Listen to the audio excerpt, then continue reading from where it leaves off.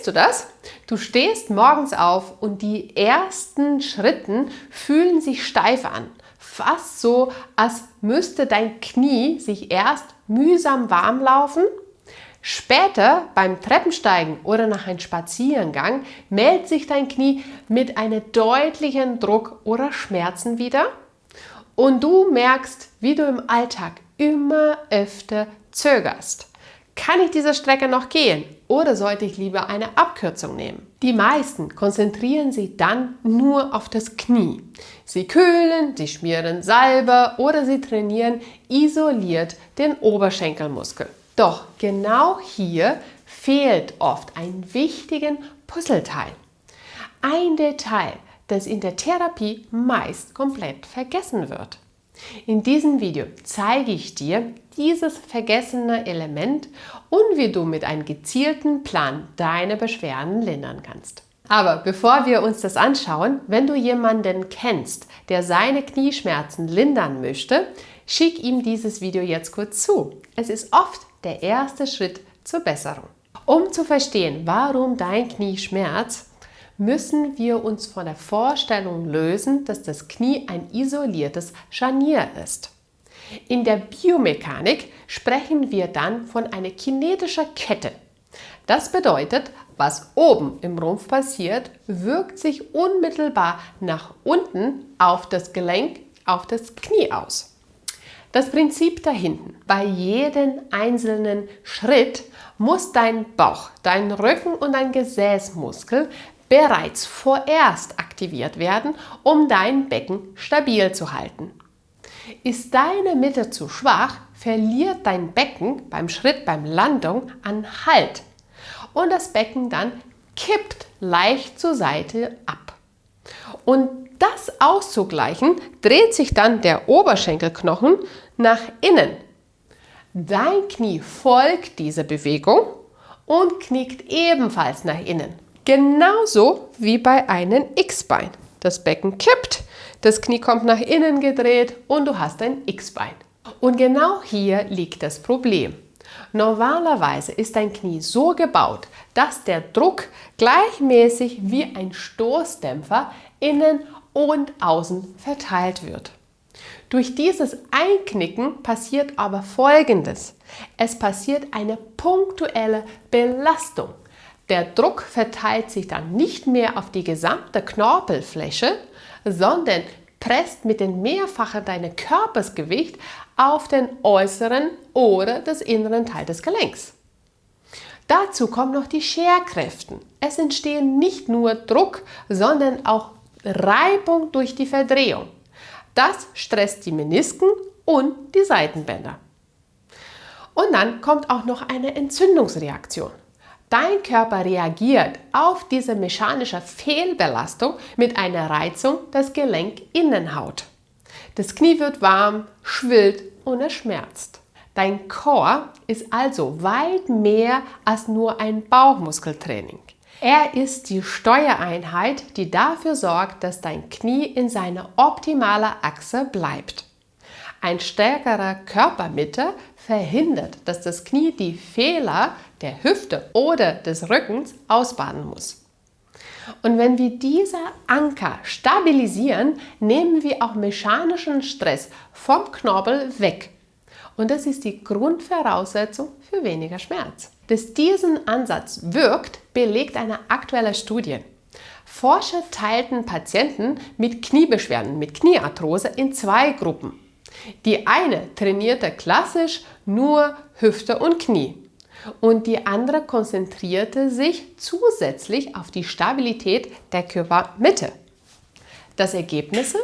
Die Core-Gruppe hatte deutlich weniger Schmerzen. Sie konnten nicht nur länger laufen, sondern fühlten sich im Alltag insgesamt viel sicherer und stabiler. Und genau diese Strategie nutzen wir jetzt. Ich zeige dir 5 Übungen aus diesem Programm, mit denen du deinen Anker wieder festmachen kannst und die Kraft auf deine Mitte direkt in die Beine bringst. Die erste Übung zur Stärkung von hauptsächlich erstmal für die Bauchmuskulatur. Dafür solltest du dich auf den Boden hinsetzen Und wichtig bei dieser Übung ist dein Rumpf. Dein Rumpf bleibt stabil und gerade wie ein Brett. Wir beginnen. Füße bleiben auf dem Boden, deine Knie sind gebeugt, hüftbreit auseinander. Weder nach innen noch nach außen fallen lassen. Ganz gerade. Und dann streckst du die Wirbelsäule, so dass du den Rücken nicht in Hohlkreuz, aber so, dass du Schulter und Becken schön in einer Linie hast. Deine Hände kommen jetzt nach vorne. So, von dieser Position gehst du dann nach hinten, gerade wie ein Brett, und du bleibst hier in dieser Position. Wichtig ist nur, dass du nicht zusammensackst, weil dann verlierst du den Effekt, sondern Brust nach vorne, ganz gerade wie ein Brett, von der Hüfte, Becken und Schulter. Deine Hände sind nach vorne und von dieser Position ein Arm heben und der andere Arm heben. Langsam und koordiniert. Wichtig ist nur, dass dein Rumpf stabil bleibt. Du musst deinen Bauchmuskel spüren und nicht nur den Hüftbeuger. Ganz bewusst Bauch anspannen. Und diese Bewegung wiederholst du so lange, bis du 30 Sekunden vorbei hast. Du wirst spüren, nicht nur dein Bauch spannt sich an, sondern auch dein Rücken soll angespannt werden, damit du deinen Rumpf ganz gerade halten kannst. 30 Sekunden und dann ist wieder Pause und du kommst nach vorne. 5-mal solltest du dann die Übung wiederholen. 5-mal 30 Sekunden halten und jeweils immer schön gerade bleiben, Hände nach oben bringen und dann wieder die andere Seite. Es geht nicht darum, dass du ganz weit nach hinten kommst, sondern dass dein Rumpf gerade bleibt, währenddessen du deine Arme bewegst. Leg dich auf dem Rücken hin, deine Hände sind neben dem Körper, Handfläche nach unten auf dem Boden zeigend. Versuche zusätzlichen Druck mit deinen Händen auszulösen. Also mit den Händen drückst du dich bewusst gegen den Boden. Du wirst spüren, wenn du deine Handfläche gegen den Boden spannst, spannt sich automatisch auch den unteren Rücken an. Das hat mit dem Latissimus dorsi zu tun. Also Hände nach unten, deine Beine sind aufgestellt, die Füße sind komplett fest auf dem Boden und deine Beine sind hüftbreit auseinander. Den Druck soll nicht auf dem Vorfuß stattfinden, sondern du drückst ganz bewusst deine Ferse auf den Boden hin. Heb dein Becken hoch, dass du den Popo oben hast, oben in der Luft lässt.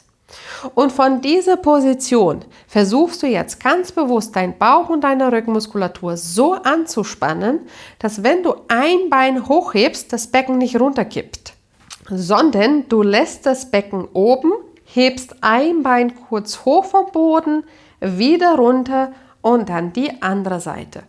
Wieder runter und dann Abwechsel. Eine Seite hoch, Gesäß anspannen, die andere Seite hoch, Gesäß anspannen. Es geht nur darum, dass wenn du ein Bein hochhebst, dass das Becken nicht so absinkt, sondern bewusst oben lässt. Drücke deine Hände gegen den Boden, dann wird es dir leichter fallen. Und ebenfalls machst du diese Übung für 30 Sekunden lang. Ein Fuß ein bisschen hochheben und dann die andere Seite ein bisschen hochheben. Wichtig ist nur, dass dein Beckenbereich gerade bleibt. Du kannst auch gerne hier so ein kleines Kissen festhalten, damit du spürst, wenn du abweichst. 30 Sekunden lang. Und das Ganze ebenfalls wieder vor für 5-mal wiederholen. Hintere Partie trainiert. Jetzt gehen wir zurück zu der vorderen Seite, zu den vorderen Chor. Und diese Übung ist jetzt eine Plank auf den Knien. Wenn man Kniearthrose hat oder Kniebeschwerden, kann es schon sein, dass es zu Beginn etwas schwieriger wird. Deswegen ist es wichtig, dass du ein Kissen unter deine Knie platzierst, damit der Druck nicht so doll auf den Knochen kommt. Und dann legst du dich als erstes auf den Bauch. Deine Unterschenkel, deine Kniebereich, die müssen jetzt auf den Kissen sein, so dass es weich ist, ja? Die Ellenbogen sind gebeugt, unterhalb von deiner Schulter, deine Handfläche zeigen nach unten. Dann versuch mal als erstes, dass du dein Becken, deine Hüfte von dem Boden hochhebst. Wichtig ist, dass es nicht nach hinten kommt, sondern du versuchst wirklich eine Brücke zu bauen von deiner Knie, Hüfte und dann die obere Partie. Die müssen schön in einer Linie bleiben. Spann deinen Bauchmuskel ein, damit du nicht in Hohlkreuz bleibst, sondern versuche mal ganz bewusst Schambein Richtung Brustbein zu heben und dann bleibst du in dieser Position. Ganz bewusst nicht nur deine Arme anspannen. Wenn du zu viel Spannung hast in den Armen, heißt es, dass dein Bauch nicht genug angespannt ist. Die Blickrichtung bleibt nach unten und du bleibst in der Position für 30 Sekunden. Wenn diese Variante dir zu leicht ist, kannst du versuchen, die Knie ebenfalls zu beugen und etwas zu überkreuzen. Wichtig ist, dass das Kissen groß genug ist, dass der Druck, in dem Fall deine Beschwerden rechts sind, dass der Druck nicht zu punktuell auf die Kniescheibe kommt. Dass die Auflagefläche, die soll dann halt etwas größer sein, damit sich den Druck von deinem Körpergewicht besser auf den Bereich sich verteilen lässt. Also wieder von vorne. Die mittlere Variante. Deine Knie sind gebeugt und verschränkt, 90 Grad. Deine Hände, Ellenbogen in 90 Grad unterhalb von der Schulter und du hebst dein Becken hoch. Versuchst deine Blickrichtung nach unten zu lassen, um deine Halswirbelsäule nicht überzubelasten. Und in der Position bleibst du jetzt für 30 Sekunden lang. Bauch anspannen, nicht in Hohlkreuz lassen. Das Gesäß auch nicht nur nach hinten schieben, sondern schön in einer Linie bleiben für 30 Sekunden. Und ebenfalls hier solltest du 5 Wiederholungen durchführen und jeweils 30 Sekunden in der Position verbleiben. Und wenn dir dieses Video gefällt und du mehr lernen möchtest über die Zusammenhänge von deinem Körper, dann abonniere meinen Kanal. Hier zeige ich dir jede Woche neue Übungen für deine Gesundheit. Und jetzt kommen die seitlichen Muskeln ins Spiel. Dafür solltest du dich auf die Seite hinlegen. Leg die mal auf der Seite hin, dein Kopf ist abgelegt und deine Beine sind gestreckt. Füße auf Füße, die zeigen nach vorne. Du kannst auch gerne den oberen Arm beugen oder ein Kissen nutzen, hier wie bei mir. Wichtig ist, dass die obere Seite, so den oberen Arm, der sollte jetzt halt vor deinen Körper gelegt werden, weil du solltest deinen Rumpfstabilität von oben geben. Das heißt, du drückst jetzt die Hand nach unten, damit die obere Partie so stabil wie möglich bleibt. Deine Beine bleiben gestreckt übereinander und das Ziel ist, dass du beide Beine vom Boden hochhebst. Du spannst die Bauchmuskel an, du spannst die seitlichen Rumpfmuskel an und den Rücken an, um dein Becken stabil zu lassen und beide Beine vom Boden heben. Durch die Hand auf dem Boden bekommst du dann oben wie ein Anker und dann hebst du die Beine, lässt du die oben liegen oder oben in der Luft und dann senkst du sie langsam wieder ab. Wichtig ist, dass du hier im Rumpf, den Rumpf soll so einknicken, damit du den Gewicht von beide Beine, Füße übereinander vom Boden heben kannst und dann langsam wieder senken. Bei manchen Patienten ist es so, dass sie dann Beschwerden, wenn die Beine hier oben kommen, dann kommt der Hüftknochen von unten, der drückt sich mehr in den Boden rein, was dann Beschwerden machen kannst. Um das zu verhindern, nehme so einen kleinen Kissen, direkt dein Becken sollte auf das Kissen drauflegen, Hand wieder vorne auf dem Boden, du bleibst in eine schöne Linie und dann von dieser Position nach oben.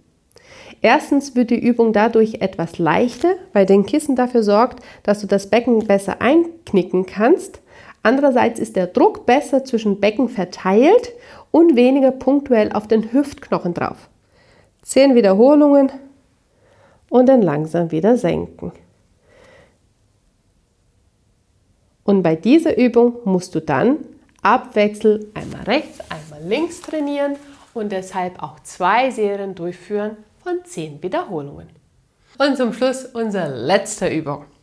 Dafür solltest du dich auf dem Stuhl hinsetzen, am besten auf die vordere Kante, weil dadurch kippt automatisch das Becken etwas nach vorne.